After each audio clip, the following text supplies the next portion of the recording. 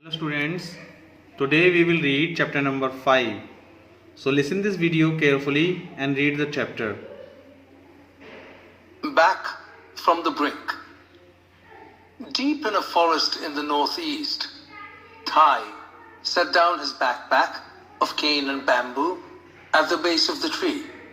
Barefoot, he clasped the trunk with his arms and legs and climbed up to about 9 meters high.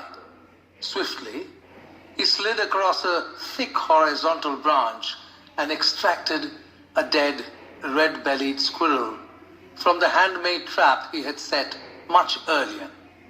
Thai slid down the tree and was on the ground in less than 30 seconds.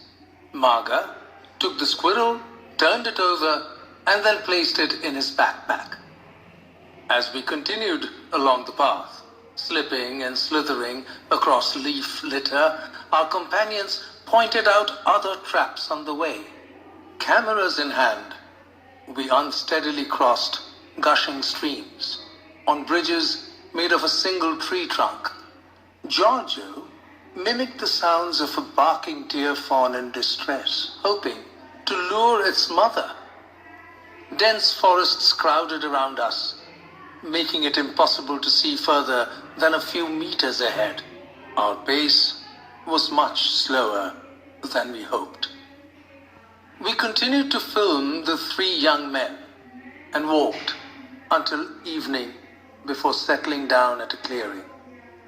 Our Nyushi companions brewed black tea and we sat around a small fire.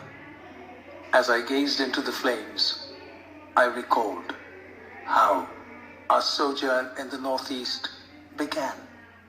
In 2002, we filmed the very first rehabilitation of 2 Himalayan black bear cubs, orphaned by hunting, in the Pakke National Park in Arunachal Pradesh. But sadly, we knew that even with a successful relocation, nothing stopped the bears from being hunted down again as adults. Hunting is common in all the 7 northeastern states of India: Arunachal Pradesh, Assam, Nagaland, Tripura, Manipur, Meghalaya, and Mizoram. Thai, Maga, and Giorgio are from one of the Nyushi tribes who have been hunting in these forests for generations. The animals they hunt provide food and bones, furs and feathers for decoration and rituals during most festivals. Over the years, these tribals realized that the demand for the animals and birds they hunted was growing steadily. Hornbills, barbets, civets, squirrels, and many more rare species were making their appearance as dead meat at village markets, with prices ranging from 500 rupees to 5,000 rupees. A barking deer was sold for 6,000 rupees. But wild meat in the markets could only mean one thing: that forest after forest was going silent. There was a strange and empty sky where the wild birds used to fly. The next victim could very well be the forest itself. Now our all-consuming goal was to document the extent of hunting and to determine whether there was any hope for the future of wildlife in the Northeast.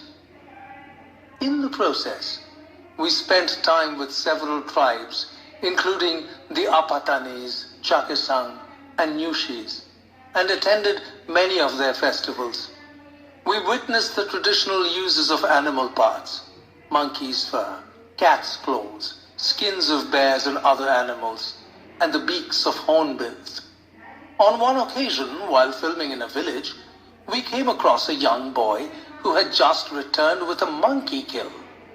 He wanted to use the fur to make a new case for his dao, dagger. His reasons were simple. He was attending a wedding and it was a matter of prestige. It would be much better than the other boys' dagger cases.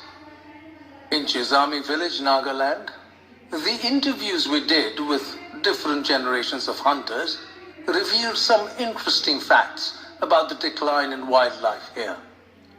The older hunters had intimate knowledge of the animals, their habitat, their food, even their smell. They could identify the animals from the photographs very easily.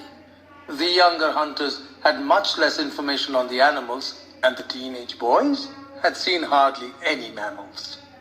This was enough to make them realize that hunting had reached crisis proportions.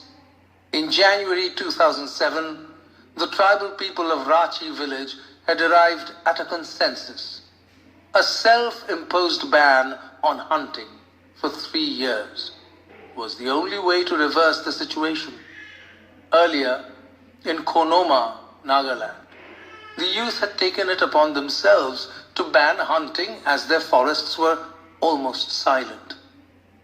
Incredibly, they managed to sustain the ban for 10 years to revive the wildlife population and set up infrastructure for ecotourism.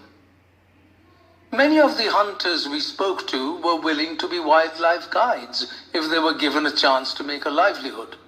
In Manas, Assam, there is already a successful example where ex-poachers have turned into forest guides, putting their intimate knowledge of the forest and its denizens to far better use. A powerful example of change. These are first steps, but positive ones, towards a more sustainable future. They have proved that protecting and preserving our forests and all creatures great and small is not a spectator sport.